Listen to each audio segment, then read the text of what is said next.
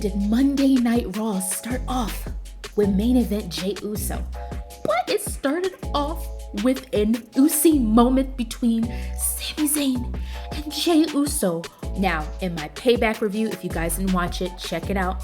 I was talking about how excited I was finding out that Jey Uso was going to be drafted to Monday Night Raw, because I had a strong feeling that it was going to make Raw so much better. But I was not even thinking about Sami Zayn and Jey Uso coming into contact with each other, facing off yet again. I didn't know what to expect, but then we embraced each other and making amends. Sami being the bigger man and Jey accepted it. It just, the togetherness of the brotherhood, I love it. I'm glad KO wasn't there, because KO would not have had any of it. I love the realism of Jey and Matt Riddle coming into contact, and Jey and Drew McIntyre coming into contact, because as we remember, there have been some beef in the past. The things he's done to Matt Riddle, the things that Solo Bloodline General has done to Matt Riddle is just disrespectful. So I love that they're bringing this back. And I don't know about y'all, but I feel like Jey's better start handing out these sorries like candy, okay? Someone from Raw going to SmackDown, I was like, who? And then I thought, Cody? Are they gonna do this? Are they gonna draft Cody to SmackDown? Like, is it time? Like, is it time to finish this story? Is this the perfect out? So that he could be on the same brand as Tribal Chief Roman Reigns and have them issues leading up to, I don't know, WrestleMania 40. You guys let me know in the comments below what you think. I did enjoy the match. It definitely had some fun spots. There's some pacing issues that I saw. I can't get out of my mind Kofi Kingston coming out trying to help Drew and Matt, only to F up because I think he accidentally hit Matt Riddle and the Viking Raiders were able to pick up the W. Drew was already on 10 and went to 13, but then Kofi coming out to try to help because, you know, Xavier's his boy and he's cool with Matt and Drew, to freak it up and make them lose. And now Drew is pissed off and now he's second guessing if Kofi is trying to do some sneaky-ish. Like, oh, y'all, Kofi and Drew, is Matt Riddle going to be able to make Drew simmer down and calm down? The tactics that the artist Shinsuke Nakamura is doing, like, he is playing mind games right now with Seth freaking Rollins coming out, and he can't shake the feeling. It's like an itch he can't scratch with Shinsuke Nakamura. He said he was gonna freak up Seth freaking Rollins' lower back, and he definitely did. And Shinsuke saying no to Seth freaking Rollins' request of them having a rematch for the World Heavyweight Championship. I saw the vision immediately. I saw on social media some people were like, why would Shinsuke say no? Like, Seth asked him multiple times. It could be one or two things. Either he's playing mind games with Seth freaking Rollins, because before Shinsuke came out, Seth was so gung-ho about having a rematch with Shinsuke. Shinsuke beat him down, and it doesn't sit right with him. So it's either that, and Shinsuke know that it's bothering Seth, and he says no just to play with him, or it is all about, clearly Seth freaking Rollins is not cleared to compete right now. I freaked him up at Payback. I want him at his best so that I can beat him to his worst and take the World Heavyweight Championship from him. So I'm thinking it's one or two of those. And the brawl happened and Ricochet got involved. And I like how that kind of segued into the match between Shinsuke Nakamura and Ricochet. With Shinsuke getting disqualified because he just fixed it upon himself to take a chair out and use it as a weapon during his match when he was like that. This was not a no DQ match, but Shinsuke gave no Fs. The fact that Seth came after, like, Seth came out and these WWE officials are trying to stop him. And Seth being a bad boy. Got a champion, World Heavyweight Champion, are we seeing right now on Monday Night Raw, coming out there to attack Shinsuke Nakamura, but also beating up WWE officials in the process.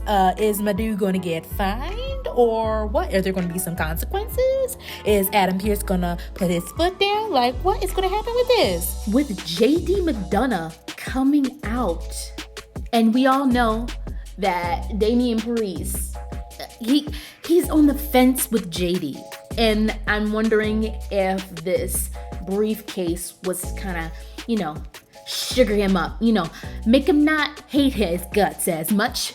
But I'm telling you, that briefcase, that purple Secure Money in the Bank briefcase is dope AF. Like, it just suits him so well. Sami Zayn, why don't you fight me? I want to know if you guys heard what I heard when I was listening to Sami Zayn. Initially, he wanted to fight Dom. I am so glad you opened your house.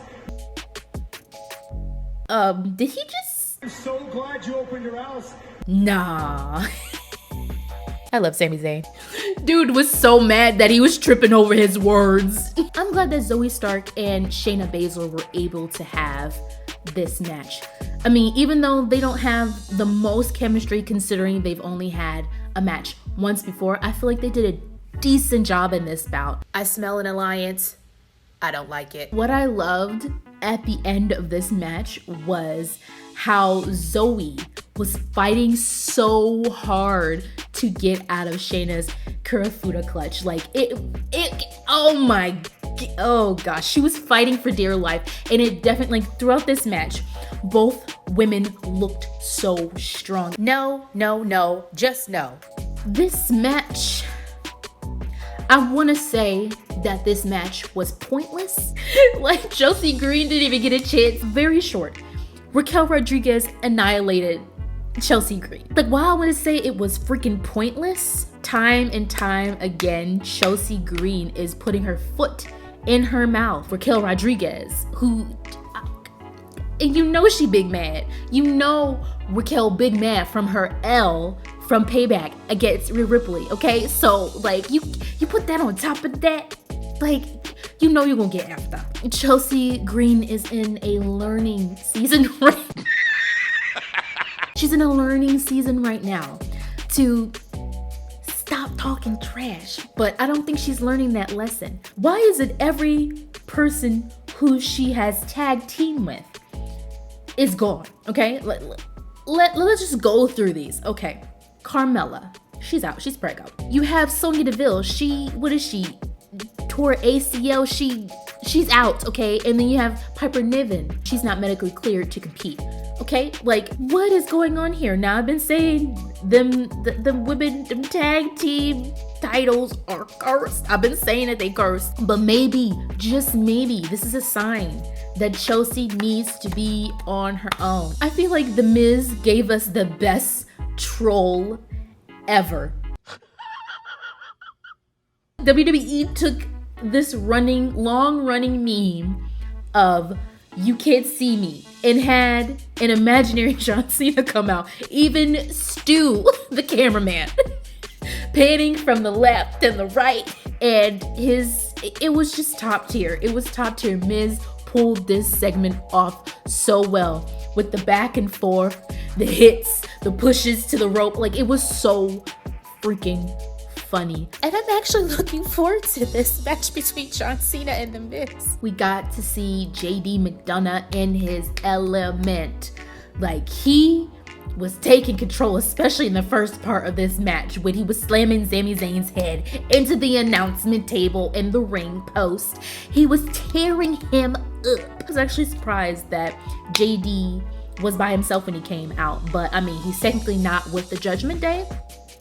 But that don't mean that nobody was going to come out, because when Dominic Mysterio came out to help JD McDonagh, JD getting the W, and Dominic actually helping. Like, does this mean, like, was Damian Priest aware of this? We all know Finn Balor was aware of this. Did that purple Senior Money in the Bank briefcase kind of make him calm down, make him trust JD even just a little bit? Like, I have questions. JD McDonagh is giving me Sami Zayn vibes right now. And I mean Sami Zayn when he was in the bloodline. Well, when he wasn't in the bloodline, where he was trying to be in the bloodline. He had the bloodline shirt on, but the bloodline didn't want to have nothing to do with him before they let him in fully, before he came an honorary Uso. Like, he's giving me this vibes. It's like he's proving his loyalty to the Judgment Day so they can let this man in. And of course it's different because JD McDonagh and Finn Balor have been friends for years. I won't even say it's a copy and paste because there's different variances between the Judgment Day and the Bloodline, but I'm definitely seeing the parallel stories between these two. And while some people are pissed off about them, they're just like, just a copy of the Bloodline. I'm kind of digging it. I've been comparing the Judgment Day and the Bloodline for the longest time on my channel, so this is not surprising to me. It's just that Judgment Day is fully stepping into this and embracing it. I mean, even backstage with their little Judgment Day lair, like, they got a little spot for them to chill. Like, come on. For the reign of Gunther to be in jeopardy, for him to either become the longest reigning IC champion or for Chad Gable to take the IC title from him, a lot was on the line, and I personally was so excited, and I'm so glad that they made this the main event because it was so freaking good. These two have developed such a great chemistry between them, and I'm so, like, I would have never put these two against one another, but they not only have made it work, but they have gotten me freaking invested in this. Eventually I want to see Chad Gable get the Intercontinental Championship. I feel like it would be monumental. How you gonna go from a moonsault to an ankle lock? This man is always thinking about the next move. He's so freaking quick. And even with going up against someone like Gunther, someone who's so big, Gunther nor Chad Gable had their team on ringside. It was just them two. And it gave the impression that it was going to be a fair, clean match because it needed to be. It needed to be. Really got me in the feels was when Gunther hit Chad Gable with a power bomb and a clothesline, and he pinned Gable for the 1, 2, 3 to retain the IC title. When the cameras panned to Chad Gable's family, his kids, and they were crying, they were bawling, I was in the feels. I was like, why would y'all, oh my gosh, like, they were crying for their dad. I was feeling it. I was feeling it, and I felt so bad for them. This cannot be the end for Chad Gable. This cannot be. If anything, this is really adding to this man's stock. So guys, let me know what you thought about Monday Night Raw. Don't forget to like, comment, and subscribe for more episodes. Thank you guys so much for watching. Signing off.